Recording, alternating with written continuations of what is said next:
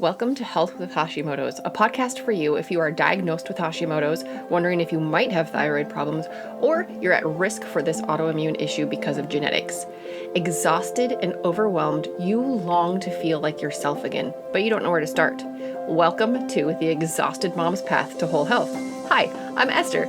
I am a registered nurse, and after 17 years in emergency departments around the country, I grew fed up by the system that only looks at symptoms and slaps short-term band-aids on problems instead of helping people truly discover how to reclaim their health.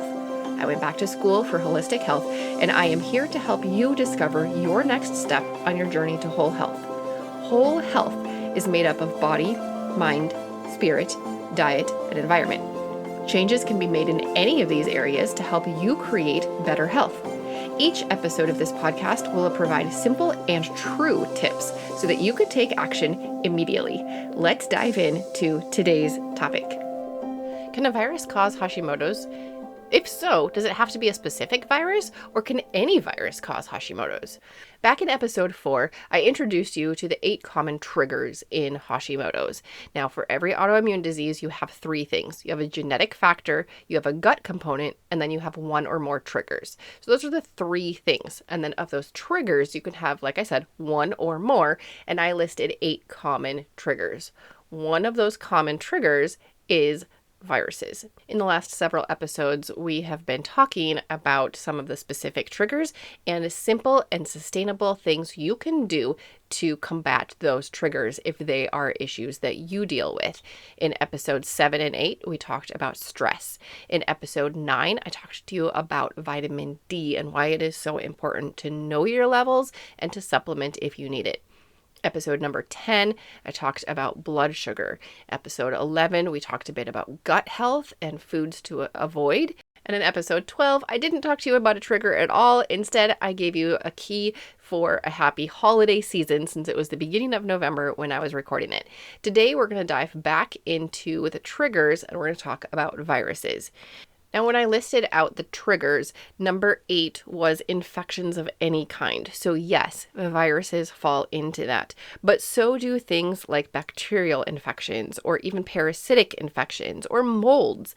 But most commonly, these infections are viruses. Why? It's because we're inundated with them. They're all around us. Did you know that the viruses from a sneeze can travel 200 feet? Doesn't that just gross you out? It totally grosses me out. In fact, when I buy a water bottle, that is one of my things that I'm always thinking about. I'm like, if somebody sneezes 200 feet away and there's not a wall, how is my water bottle going to be protected? So I will not get one that has an open straw or an open space where my mouth is going to touch. I will only get protected water bottles because viruses are all around us, especially in the winter. There's a lot of reasons that we're exposed to more viruses in the winter. And if you're interested in hearing a podcast about that, let me know. Head over to Instagram and send me a message at estery.rn, and I will record a podcast episode about why we're exposed to more things and what you can do to, make sure your sneezes don't travel 200 feet. And yes, there are things that you can do beyond covering your sneeze, which I hope that everybody is doing and teaching your kids to do. So we know that we are exposed to more viruses and bacteria in the wintertime. What can you do? Because you don't want to get a virus and have that trigger an autoimmune disease. We don't want autoimmune diseases. We want our immune systems to be functioning super, super well. Optimal health is the goal. Just because you are exposed to a virus does not mean that you will get sick with that virus. It doesn't mean that that virus is going to find a place in your body. And how can you resist it? That is an excellent question. The goal is to create a healthy internal environment. You are a whole person: body, mind, spirit, diet, environment. If you look at the tiny little flower in my cover art for this podcast, you will see that it has 5 petals. And that's because when I'm talking to you about your health, I am talking about the whole you. You cannot separate the different parts. People like to separate the parts. We like to talk about just the body, just the physical health in Western medicine.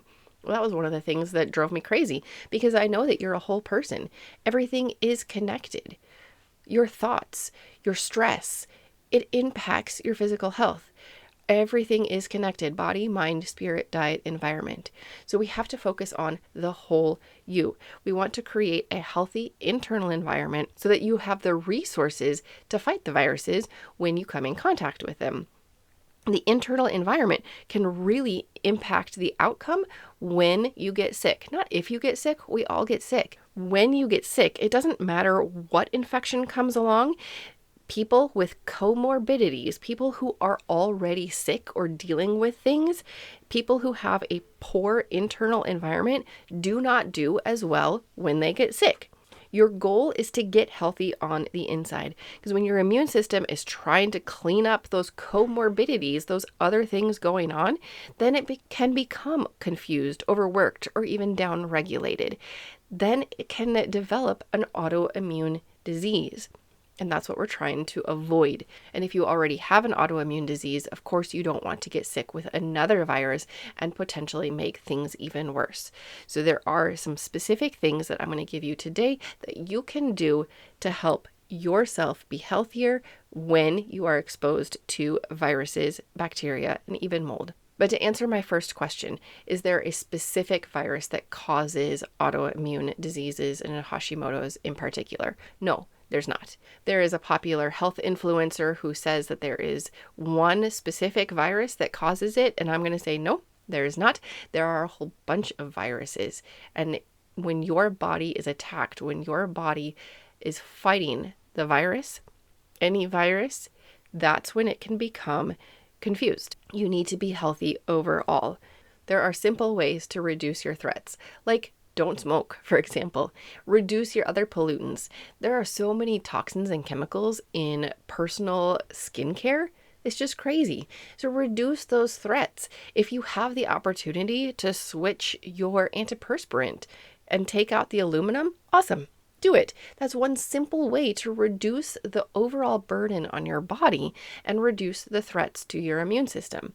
So reduce those threats. We've already talked about stress. Stress is huge. You want to decrease it as much as you can, banish what you can, and manage the rest. Again, you can go back to episodes 7 and 8 for some good tips, some simple, sustainable tips about stress. Lowering your stress is going to reduce the threats to your immune system. Right now, I am recording during election season. I have no idea what's going to be happening a week, 2 weeks from now, 3 weeks. As we know, in the last election cycle 2 years ago, the stress and the fear that the media kept giving us, it lasted for months. So if that's going on as you listen to this podcast, I am sorry. Turn off the news, reduce the stress as much as you can. Yes, the news is the news, and you do need to be aware of some stuff that's going on, but you don't need to make it the main focal point of your day. Reduce the fear that you are exposed to help reduce the stress. Number 1, you're going to reduce the threats. Number 2, you want to support your immune system. I talked in episode 9 about vitamin D. It is really powerful for your immune system, especially when you take it at the onset of a viral illness or a bacterial illness. So I once did a research study on my kids. I have 4 kids, and I had read that when you take a big dose of vitamin D at the onset of viral symptoms, you decrease the duration of your illness and you reduce the severity of those symptoms. So 2 of my kids got sick.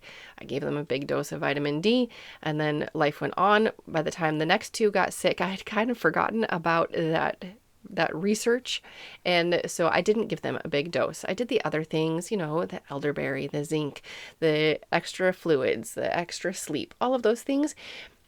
The 2 kids that I gave the extra vitamin D to, they were sick for shorter duration and they had less severe symptoms. Vitamin D is really powerful for your immune system.